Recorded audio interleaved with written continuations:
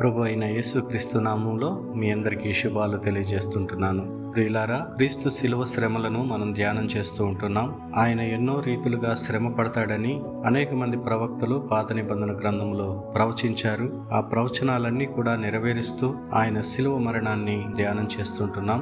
అందులో భాగంగా ఈరోజు ఆయన ఎముకలు విరవబడలేదు అనేటువంటి అంశాన్ని మనం ధ్యానం చేద్దాం. యోహాను సువార్త 19వ అధ్యాయము 33వ వచనం నుండి 36వ వచనం వరకు ఈ విధంగా రాయబడి ఉంది. వారు యేసు నొద్దకు వచ్చి అంతకు ముందే ఆయన మృతి పొందియుండుట చూచి ఆయన కాళ్ళు విరగొట్టలేదు, కాని సైనికులలో ఒకడు ఈటతో ఆయన ప్రక్కను పొడిచెను. వెంటనే రక్తమును నీళ్లును కారెను. ఇది చూచిన వాడు సాక్ష్యమిచ్చుచున్నాడు. అతని సాక్ష్యము సత్యమే. మీరు నమ్మునట్లు అతడు సత్యము చెప్పుచున్నాడని ఆయన ఎరుగును. అతని ఎముకలలో ఒకటైనను విరువబడదు అను లేఖనము నెరవేరునట్లు ఇవి జరిగెను. యేసు ప్రభువును సిలువ వేసిన సందర్భంలో రోమా సైనికులు కుడి ప్రక్క దొంగ కాళ్లను, ఎడమ ప్రక్క దొంగ కాళ్లను విరగొట్టి వారు బలవంతంగా మరణించేలాగా చేశారు. కానీ అప్పటికే యేసు మృతి చెందినందున ఆయన కాళ్లు విరగొట్టలేదు, కానీ సైనికులలో ఒకడు ఈటతో ఆయన ప్రక్కలో పొడిచాడు.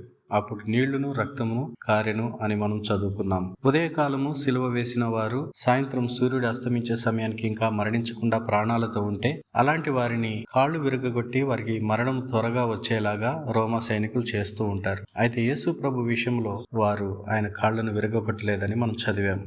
ఎందుకంటే అప్పటికి ఆయన మరణించాడు. అయితే ఆయన ఎముకలు విరవబడకూడదు అనే ప్రవచనం ఎక్కడన్నా ఉందా అని మనం చూస్తే కీర్తన 34:20వ వచనములో ఈ విధంగా రాయబడింది. ఆయన వాని ఎముకలన్నిటినీ కాపాడును, వాటిలో ఒక్కటి అయినను విరిగిపోదు. ఇది అక్షరాల యేసుక్రీస్తు శిలువ మరణంలో నెరవేరింది. ఎముకలు విరవబడినటువంటి మరికొన్ని సందర్భాలు పస్కా పశువు భుజించబడుతున్న సమయంలో మనం చూస్తుంటున్నాం. నిర్గమకాండము 12వ అధ్యాయము 46వ వచనంలో ఈ విధంగా రాయబడింది. మీరు ఒక్క ఇంటిలోనే దానిని భుజింపవలెను, దాని మాంసములో కొంచెమైనను ఇంటిలో నుండి బయటికి తీసుకుని పోకూడదు, దానిలో ఒక్క ఎముకైనను మీరు విరవకూడదు. సంఖ్యాకాండం 9వ అధ్యాయము 12వ వచనంలో కూడా ఇదే రాయబడింది.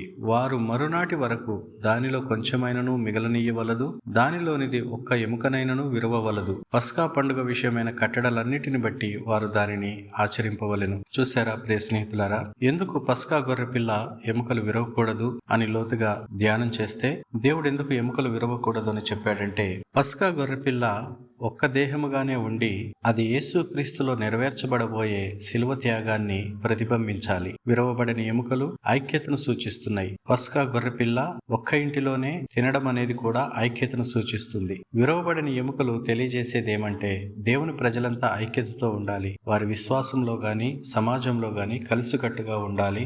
ఎముకలు విరవబడకూడదు అనే మాట కీర్తన 34:20లో రాయబడిన ప్రవచనాన్ని నెరవేర్చుటకు ముంగుర్తుగా ఉంది. ఇది అక్షరాల యేసుక్రీస్తు శిలువ మరణంలో నెరవేరింది. పస్కా గొర్రెపిల్ల చంపబడడం క్రీస్తు చేయబోయే బలియాగానికి గుర్తుగా ఉంచబడింది. విరవబడని యేసు ఎముకలు ఆయన పరిపూర్ణతకు గుర్తుగా ఉంది. పాపము లేని నిష్కలంకుడైన యేసు లోక పాపముల కొరకు ఎముకలు విరవబడకుండా పరిపూర్ణ బలిగా ఆయన అర్పించబడ్డాడు. పస్కా ఆచరిస్తున్న సమయంలో మాంసం ఉడికించాలనుకున్నప్పుడు గొర్రెపిల్ల ఎముకలు తప్పకుండా విరవబడాలి.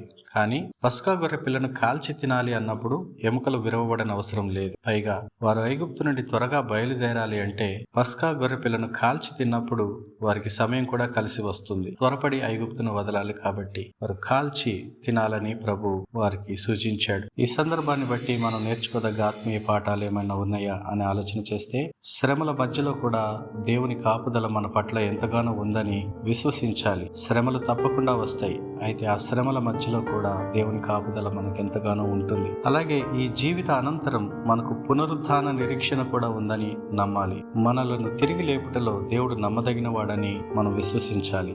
నీతిమంతులను ఆయన కాపాడుతాడనే వాగ్దానము ఈ విరవబడిన ఎముకలు మనకు గుర్తు చేస్తున్నాయి. యేసుక్రీస్తులో ఈ ప్రవచనం నెరవేర్చబడింది గనుక దేవుడు తాను ఇచ్చిన వాగ్దానాలు నిలబెట్టుకునేవాడని మనకెంతగానో స్పష్టమవుతుంది. విరవబడిన ఎముకలు పునరుద్ధానానికి గుర్తుగా ఉన్నవి. పునరుద్ధాన సమయంలో దేవుడు మన దేహాన్ని తన పూర్వస్థితికి తీసుకుని వస్తాడు. విశ్వాసులకు మరణమే ముగింపు కాదని, వారికి పునరుద్ధానం నిత్య జీవం ఉందనే విషయము యేసు విరవబడిన ఎముకలు గుర్తు చేస్తున్నాయి.